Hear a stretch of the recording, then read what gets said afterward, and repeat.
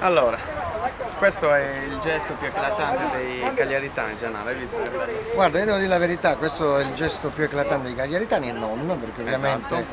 qui hanno partecipato un po' tutti, anche gli stranieri, hanno dato un po' Bene. tutti, i sardi, da tutta la Sardegna, e devo dire che in tutto il web, come giustamente Sì. mi stavi dicendo tu, si sono scatenate queste foto che stanno facendo il giro, no? Esatto. Ma questo credo che sia la risposta alle persone che hanno venduto, stravenduto libri sulla fine del mondo, e qualcuno invece ha già scritto: se oggi era la fine del mondo, forse questo è l'inizio della solidarietà. Vero. Poi quello che ci stupisce, ormai da 16 anni tu stai vedendo questa realtà e seguendola, è proprio la gente umile, la semplicissima gente che vediamo ogni giorno, che viene a portare il proprio pacchettino, il dono, qualche genere alimentare e quant'altro. E a volte purtroppo la politica pecca anche di questo, perché qualche frecciatina bisogna lanciarla, qualche potente a volte Ci sparisce. sono alcuni potenti che cominciano Esatto.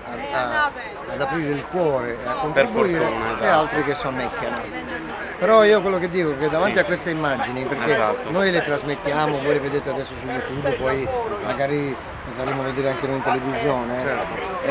vederle in televisione su YouTube hanno una valenza che è diversa poi da essere qui presente, perché essere qui presente vuol dire ascoltare le persone che si commuovono, gli anziani che vengono. Ci sono anziani di 93 anni che sono venuti a portare lo zucchero Abbiamo e il caffè. visto poc'anzi anche quei due signori che sono venuti da Villacidro, se non sbaglio, Villa giusto? Cidro, Per esempio. da Esatto. Sarule, Bello. più di Questa così. è- Esatto. E Quindi, sono soltanto le allora, che ore sono? siamo in diretta, sono le 16:10.